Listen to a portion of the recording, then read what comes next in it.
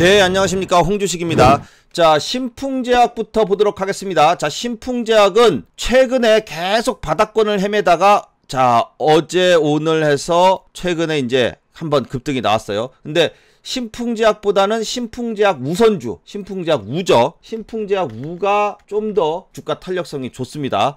자, 차이가 있다면은 신풍제약 우선주는 전일의 상한가가 나오고 그동안 쭉 못 넘던 121선을 돌파를 해줬어요. 자, 그래서 지난번에 5월 달에도 한번 상한가가 나왔어요. 상한가 나오고 또 밀리고 상한가 나오고 밀려야 되는데 이번에는 안 밀리고선 이 그동안 121선을 계속 못 넘었죠. 항상 어떤 특정 이평선을 못 넘게 되면은 그 선이 바로 저항선으로 작용을 합니다. 자, 121선이라는 선은 그동안은 계속해서 지지하는 모습을 보였었어요. 이렇게 내려왔을 때 이 반등이 나올 수 있는 지지하는 모습으로 보였는데 이때 깼어요. 깨지고 나서부터는 올라가기만 하면 두들겨 맞고 올라가기만 하면 두들겨 맞고 계속 두들겨 맞다가 드디어 이제 돌파를 해줬습니다. 그래서 우선주의 움직임이 좀 더 센 거예요. 자, 그런데 신풍제약을 이제 들고 있는 경우는 어떻게 보느냐? 신풍제약은 아직 보세요. 121선 왔죠? 두들겨 맞고 또 떨어져요. 왔죠? 맞고 또 떨어집니다. 자, 그런데 요번에 또 121선까지 왔어요. 왔는데 돌파 못했죠?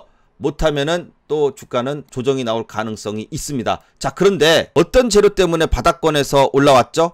예, 바로 이 먹는 치료제, 먹는 바이러스 치료제 관련된 소식이 나오면서 올랐는데 이 얘기를 잘 봐요. 먹는 치료제를 지금 신풍제약에서도 만들고 있죠.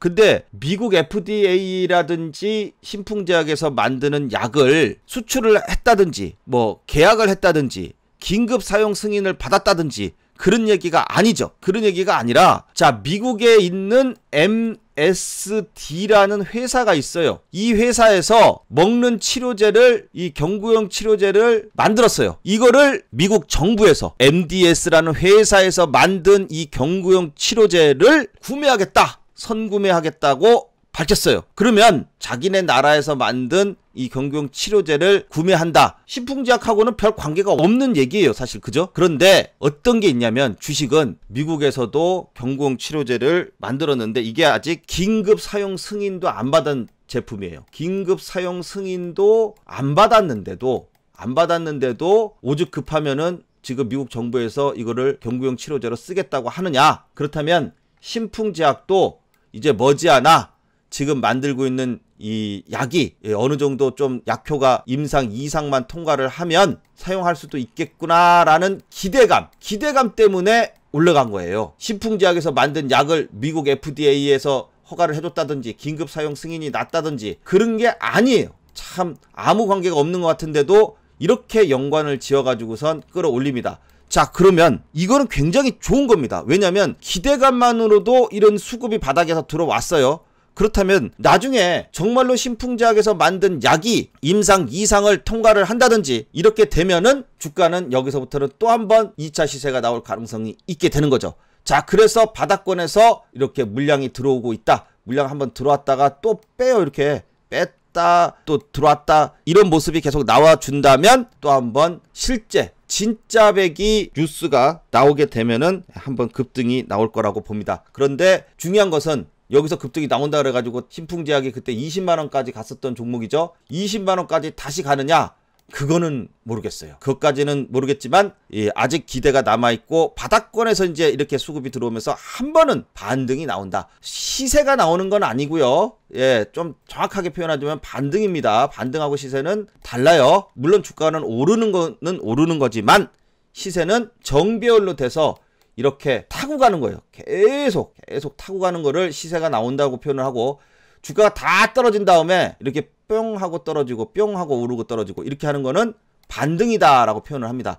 지금은 반등이에요. 똑같이 상한가가 나오고 똑같이 올라도 작년 이맘때 올라갔을 때하고 지금 올라가는 때하고는 다르다는 겁니다. 자, 그래서 신풍제약은 반등 시에 매도하는 전략으로 보시면 맞을 것 같습니다.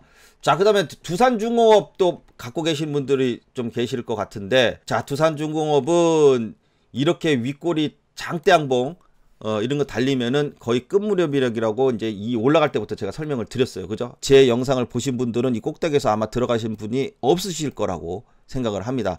그리고 또 이렇게 장대 음봉으로 내릴 때 이때는 전국의 단타꾼들이 다 들어와서 움직일 때마다 이제 반등을 먹을 수 있는 그 단타를 치는 거고, 그치다 물렸을 때에 어떻게 빠져나오라 그랬어요? 다음날 시가가 마이너스로 출발해서 아랫꼬리 달고 한번 친다 그랬어요. 반드시 그냥 안 죽어요. 한 번씩 쳤다가 또 떨어졌다, 쳤다 떨어졌다 하는데 이제 점점 거래량은 줄어들고 주가는 점점 더 하락을 하게 됩니다. 자, 그러다가 한 2만원대 초반 정도의 중심선에 오게 되면은 더 이상 밀리지 않는 모습이 나오면서 단봉이 이루어져요.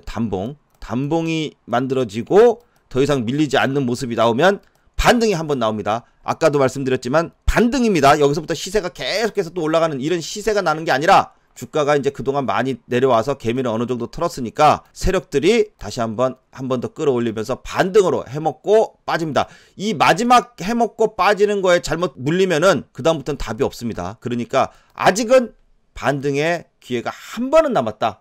자, 이때 못 빠져나오신 분들 주가가 조정을 받고 한 번 더 반등이 나왔을 때 말 그대로 반등이니까 이때는 꼭 빠져나오시기 바랍니다. 자, 보성파워텍도 마찬가지입니다. 보성파워텍은 제가 이 5월 말쯤에 이 5월 20일 이 라인에서 5월 말 요때였죠. 예, 한 3,000원대 초반 가격에서 계속 여러분들께 말씀을 많이 드렸어요. 자, 그리고 나서 상한가를 동반해서 한 70% 정도가 급등을 해줬는데 이 똑같죠. 들어가면 돼요, 안 돼요? 안 돼요. 예. 자, 그리고 나서 물리신 분들 빠져나올 수 있도록 다음날 반등이 나온다고 설명을 드렸더니 그대로 반등 나오고선 빠졌죠. 반등이라 그랬어요. 반등은 왔다가 당일 빠지던지 아니면 왔다가 다음날 빠지던지 왔다가 가는 거예요. 계속해서 눌리고 올리고 하는 게 아니라, 물론 원전 관련된 소식이 단기성은 아닙니다. 그동안에 정책적으로 탈원전 정책을 폈어요. 4년 동안이나 탈원전을 했는데 지금 이제 와가지고선 다시 또 이 원전 관련된 얘기가 나오고 있기 때문에 정치권에서도 지금 굉장히 이 원전 관련돼서 활용을 할 가능성이 높습니다. 자, 그렇다면은 한 번에 죽지 않고 계속해서 주가가 조정받고 한 번은 더 반등 나오고 한 번은 또 반등 나오고 이럴 수 있다는 얘기죠. 자, 그래서 보성파워텍 같은 경우도 지금 이 자리입니다. 예, 4,000원 이하에서 한번 저점을 잡는 이러한 단봉의 캔들이 나오면서 횡보를 한다든지 여기서 이제 쌍바닥 등이 이렇게 나오게 되면은 추가적으로 한 번 더 반등은 나옵니다. 이때가 빠져나올 수 있는 절호의 찬스가 되고, 또 신규로 공략하시는 분들은 두산중공업이나 보성파워텍이 바닥에서 더 이상 밀리지 않고 횡보하고 있을 때 이런 타이밍이 또 한 번 수익을 낼 수 있는 멋진 타이밍이 됩니다.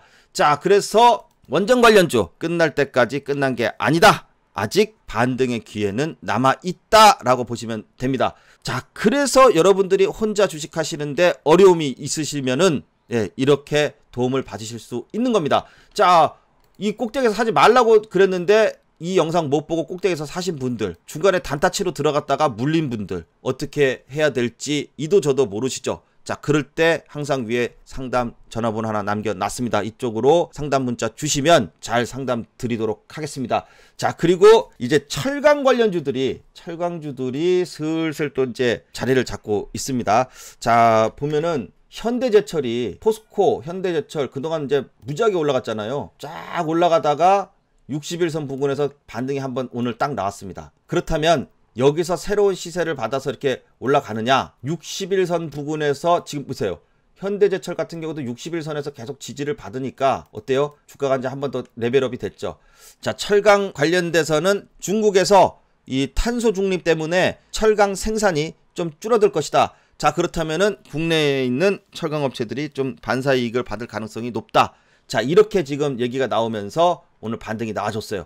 자, 그렇다면은 여기서는 어떻게 해요? 반등입니다. 말 그대로 반등이기 때문에 어느 정도 반등이 나오면 고점에 들어가신 분들은 빠져나오는 거고, 지금 이 61선에서 잡으신 분들은 반등이 나온다 혹은 올라가다가 만다 그러면은 수익 실현하고 빠져나오는 것이 좋습니다. 딱딱 알려드리고 있습니다. 자, 그리고 효성 OMB 같은 종목들이 있어요.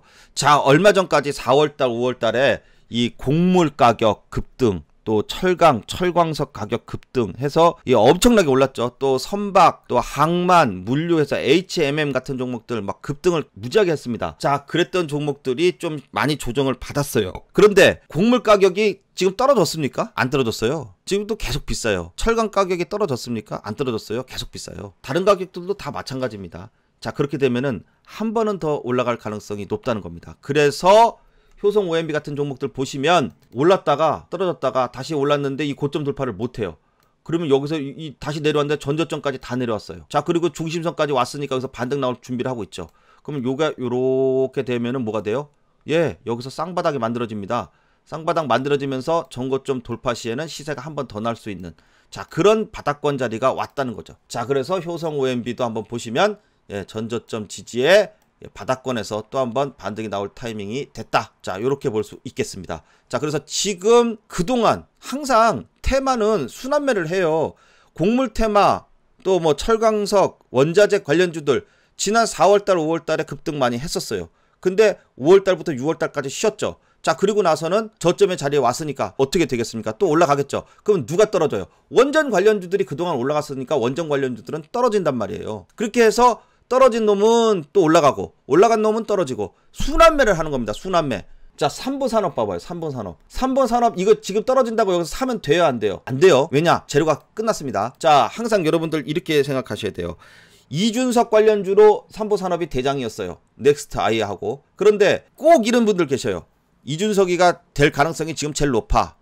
아, 그런데 나는 돌다리도 두들겨보고 건널 거야. 혹시나 모르니까 이준석이가 이제 당선이 되면 그때서 이 3보 산업이 이준석 관련주라고 하니까 3보 산업을 그때 가서 살게. 이렇게 하시는 분들 계시는데 아닙니다. 주가는 확인하고선 사는 것이 아니라 기대감으로 사는 거예요. 주식 속담에 이런 말 있죠. 소문에 사서 뉴스에 팔아라. 뉴스가 나왔잖아요. 당선됐잖아요. 예, 그러면 끝나는 겁니다. 자, 그래서 당선됐다 그러니까 확 올라갔다가 윗꼬리 달고 쭉 떨어지죠. 이미 당선이 어느 정도 이 지지율이 압도적으로 높다든지 이러면은 시세가 일찍 나버리고 끝나요. 박빙이다. 누가 될지 모른다. 예, 5대5야. 49대 51. 이 막 박빙이야. 이러면은 안 떨어져요. 예, 계속 둘이 같이 가.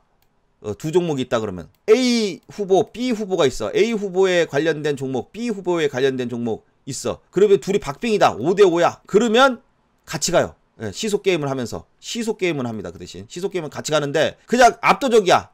9대1이야. 야, 나는 이 9대1에 이 10%의 희망을 걸겠어 하고선 들어가는 사람은 없을 거예요. 그죠? 그냥 압도적으로 9대1로 높아. 그러면 어떻게 해요? 이 종목 하나가 누구나 다 아는 종목이 되기 때문에. 그리고 또 어떻게 해요? 누가 보더라도 아, 얘가 될 거야. 그러면 주가는 그냥 그때부터 떨어집니다. 왜냐면 뉴스가 안 나와도 거의 확정이 되기 때문에. 자, 그래서 삼보산업 같은 경우나 넥스트가이 같이 이 결정이 된 종목들은 들어가시면 안 됩니다. 자, 이것은 나중에 내년 3월 달에 대선이 있죠. 내년 3월 달에 대선이 있게 되면은 누군가 대통령이 될 거 아니에요? 나는 저분이 대통령이 되면 돌다리도 두들겨보고 건너라고 했으니까 대통령이 되면 들어가야지. 그러면 끝나요. 대통령이 누군가 될 때 3월 달쯤 되면은 한 2월 달 정도 되면은 대충 윤곽이 드러나잖아요. 혹은 진짜 박빙이다. 5대5다. 그러면은 3월 9일 날이 대선이니까 요 막판까지 경험을 벌이고 끝납니다. 그러면 이 대통령 선거 날 전에는 다 팔아야 돼요. 갖고 있던 종목들을 대선 관련주는 3월 9일 이전에는 다 팔아야 된다. 자, 그리고 한 2월 말 2월 달 정도 되면은 거의 이제 끝물이에요. 예, 그러면은 그때 마지막 불꽃 슈팅이 이렇게 탁 나온다든지 윗꼬리가 길게 떨어진다든지 그러면은 일단 이제 마무리가 됐구나라고 보시면 됩니다. 샘플이 유명한 샘플이 바로 두산중공업이 됩니다. 이게 두산중공업 같이 막판에 쭉 가다가 막판에 한 200%가 쫙 상승을 해요. 예, 2배가 넘게 상승을 하죠. 만원짜리가 3만원까지 갔으니까 2배가 넘게 상승을 하고 장대 양봉이 나오면 끝나는 겁니다. 예, 꼭 기억해 두셨다가 항상 여러분들도 이런 꼭대기에선 들어가지 말라 그러면 들어가지 마시고 어느 자리에서 들어가야 돼요? 예, 바닥권에서 급등하기 전에 다 제가 이렇게 말씀드리고 있을 때에 그때가 이제 좋은 매수 타이밍이다라는 겁니다. 자, 그리고 이게 대한전선이요. 대한전선은 이 코스피 200에 편입된다는 기대감 때문에 막 엄청난 급등을 했죠. 마찬가지로 윗꼬리 길게 다고 장대 연봉 나오면서 다 끝났습니다. 자, 그리고 나서 이제 거래량 줄어들고 단봉으로 나오죠. 자, 오늘 6월 11일까지가 코스피 200에 이제 편입되는 날이에요. 그러면은 항상 여러분 코스피 200에 편입되는 종목들, 자, 오늘 코스피 200에 편입이 됐네요. 200자가 딱 찍혔네요. 코스피 200에 편입되면은 그걸로 끝납니다. 항상 코스피 200에 편입된다고 하면은 주가가 그 전에 올라요. 그 전에 올랐다가 편입되는 날짜가 다가오잖아요. 그러면은 편입되기 며칠 전부터는 들어가면 안 돼요. 이 차트 보고 고점의 신호가 딱 이렇게 윗꼬리 달고 장대 음봉 나오면은 들어가면 안 되고, 혹 여기 들어갔다가 물렸다 그럼 빨리 빠져나오는 것이 상책입니다. 자, 보세요. 코스피 200에 여기 들어온다고 그래서 6월 초반까지만 기관 외국인이 들어오고 그 다음부터는 외국인은 싹 다 팔았어요. 자, 그러니까 항상 코스피 200에 편입이 된다 그러는 이 이슈로 가는 종목들, 오를 때는 멋지게 오르지만 항상 고점에서는 돌다리 더 두들겨 보고 건너는 것이 아니라 다리 건너기 전에 팔아라 이겁니다. 다리를 건너면 날짜가 확정이 돼버리니까 그 다음부터 반등 없어요. 이제 대한전선은 기술적인 반등 정도만 보는 것이 좋겠다. 자, 전일에 윤석열 테마주하고 이재명 테마주가 이제 급등락을 했는데, 자, 윤석열 관련돼 가지고선 좀 안 좋은 얘기가 나왔어요. 자, 뭐 공수처에서 수사한다, 이런 악재 얘기가 나오게 되잖아요. 그러면은 일제히 일시적으로 주가가 급락을 합니다. 그리고 반대편에 있는 이 종목들은 또 그냥 서로 시소게임 하듯이 한쪽이 내려가면 한쪽이 올라가는 거예요. 근데 오늘 어떻습니까? 반등이 또 다 나왔죠. 자, 그래서 애니농률 같은 경우도 어제 떨어졌지만 거의 떨어진 폭의 절반을 아래 꼬리 달면서 다 올라갔고, 오늘 또 양봉이 나와주면서 반등을 해줬어요. 그래서 저점에서만 잡았어도 최소한 본절 또는 신규로 잡으신 분들은 수익이 한 10% 정도 꽤 났습니다. 자, 그리고 항상 이렇게 양봉에 급등했을 때 뛰어들어갔다. 이 이재명 관련주 중에서는 이스타코가 대장인데, 이스타코가 장중에 또 상한가까지 찍었어요. 이 꼭대기에 들어가면은 일단 양봉에서 물립니다. 그래서 마이너스 10%가 되고요. 그 다음에 오늘 또 10%가 더 빠졌어요. 그러면 총 마이너스 20% 되는 거예요. 눈 깜짝할 사이에 20%가 마이너스가 됩니다. 분명히 나는 오르는 데 들어갔는데 마이너스를 먹어요. 그런데 분명히 떨어지는 데 들어갔는데 어떻게 해요? 분명히 떨어질 때 들어갔는데 수익이 나요. 저점에서 꼭대기까지 13% 올라갔어요, 웅진이. 자, 그렇기 때문에 여러분들 항상 어떤 악재가 나왔다, 정치권을 하는데 악재가 나왔다 그러면은 매수 찬스입니다. 왜냐면 진짜 악재는 딱 하나예요. 나 후보 안 나갈래, 그 얘기만 안 나오면 됩니다. 근데 아직까지 공식적으로 대통령의 후보에 출마합니다, 이렇게 얘기를 하시는 분들이 이제 한두 명씩 나와요. 근데 우리가 보통 지금 유명하신 분들, 여론기관에서 지지율이라고 해서 만들어서 1등, 2등, 3등 이렇게 등수를 매겨가지고선 하실 때에 선두권에 계신 분들, 1, 2등 안에 드신 분들, 자, 이분들에 관련된 종목이 많아져서 이들 종목 갖고서는 우리가 얘기를 해서 그렇지, 사실 이 1, 2등 안에 드시는 분들은 아직 내가 나가겠다 안 나가겠다 가타부타 얘기를 갖다가 본인 입으로 한 적이 없습니다. 만약에 본인 입으로 하게 되면 또는 공식적으로 문서 서류상으로 제출을 해야 되잖아요. 딱 그때가 일단 1차적으로 꺾이는 때예요. 그때부터 본격적으로 오르는 게 아니고 그때가 되면 일단 딱 꺾여요. 그리고 나서 손바뀜이 일어나고 새로운 종목이 탄생을 또 거기서 하는 겁니다. 아직 1, 2등 하시는 분들이 공식적으로 나온다는 얘기도 한 적이 없어요. 그러면 안 나온다는 얘기도 할 것도 없어요. 그죠? 나온다고 해야지 안 나온다는 게 말이 되는데, 나온다고 한 적도 없는데 안 나온다고 말하는 것도 말이 안 되잖아요. 자, 그래서 이렇게 아직까진 안 좋은 얘기가 나오면서 뚝 떨어졌을 때가 좋은 매수 찬스입니다. 자, 올라가고 있는데 저 꼭대기에서 사서 더 올라갈 것 같아요. 그런데 갑작스럽게 악재가 딱 튀어나와서 주가가 내려와요. 그럼 이건 뭐예요? 주가가 싸진 거예요. 이때부터는 또 분할로 잡아 들어가면은 또 이따 또 오릅니다. 마찬가지로, 자, 이것도 마찬가지예요. 이스타코도 마찬가지예요. 꼭대기에서 들어가니까 마이너스 20%로 물리죠. 이게 주가가 한번 뚝 떨어져 가지고선 저 밑에까지 내려와 봐요. 여기까지 60일선 정도까지 딱 내려왔다. 잡으면 수익 납니다. 이런 거는 당연한 거예요. 그러면 이게 여기까지 떨어지려고 하면 어떻게 해야 돼요? 뭔가 악재가 또는 별 관심이 없어서, 관심이 없네, 팔아야겠다, 슬금슬금 해서 다 팔아요. 개미들 다 팔았네? 오케이, 잡아 또 올립니다. 무슨 뉴스가 나와도 나와요. 왜냐? 지지율 여론조사요, 일주일에 한 번씩 계속 발표하죠. 누가 무슨 얘기하면은 반대쪽에서는 또 그 얘기 갖고 또 무슨 얘기를 또 하죠. 기사거리와 세력들이 지금 무궁무진하게 만들어낼 수 있는 게 바로 정치 테마주입니다. 자, 그래서 5년마다 오는 빅 찬스, 5년마다 오는 사실 로또라고 하죠. 로또보다 더 많이 벌 수 있는 로또 1등 당첨되면 한 10억 요즘 그 정도 되죠. 이 대선 테마로 10억이 뭡니까? 로또보다도 훨씬 더 많이 벌 수 있는, 로또 한 10개쯤 맞을 수 있는 빅 찬스가 지금 오고 있다는 겁니다. 그런데 여러분들이 모르시면, 거꾸로 타시면은 거꾸로 잃어요. 예, 그렇지만 제대로 타시면, 리듬을 타서 제가 말씀드린 대로 이렇게만 하시면 엄청나게 큰 수익을 계속해서 낼 수 있습니다. 자, 그래서 여러분들 혼자 하시기 분명히 어려우십니다. 자, 큰 수익을 낼 수 있는 5년에 한 번 오면은 빅 찬스를 저와 함께 하시면서 큰 수익 내셨으면 좋겠습니다. 자, 그리고 마지막으로 세미시스코 하나 말씀드리겠습니다. 자, 사실 오늘 이제 세미시스코가 드디어 위자를 달았어요. 예, 이게 뭐냐면 처음에 주의를 받아요. 그 다음에 경고를 받아요. 근데도 계속 올라가면은 이제 위험자를 답니다. 거래 정지를 2번이나 달았어요.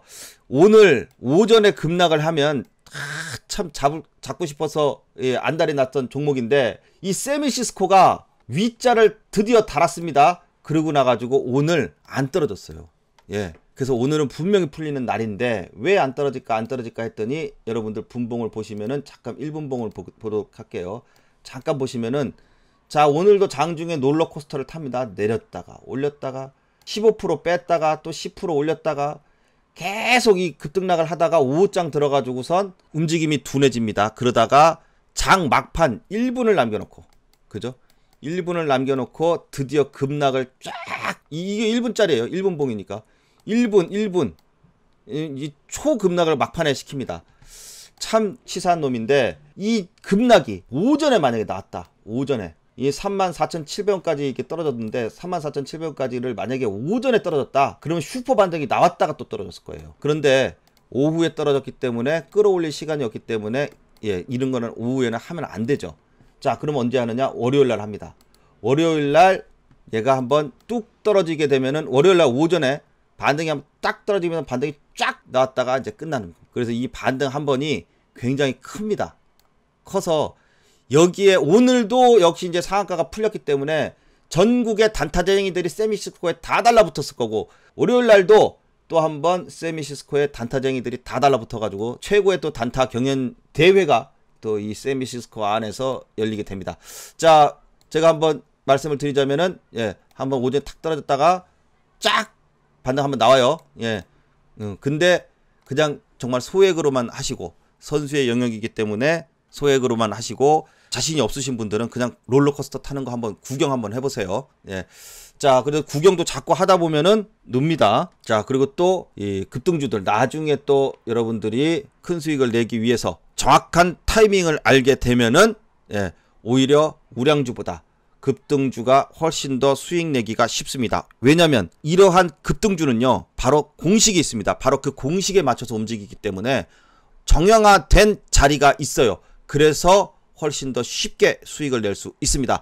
여러분들도 그 공식 배워가면서 여러분들과 함께 큰 수익 내는 그날까지 계속해서 함께 하도록 하겠습니다. 자, 오늘 영상은 여기까지 하겠습니다. 다음 시간에 또 좋은 내용으로 찾아뵙겠습니다. 감사합니다.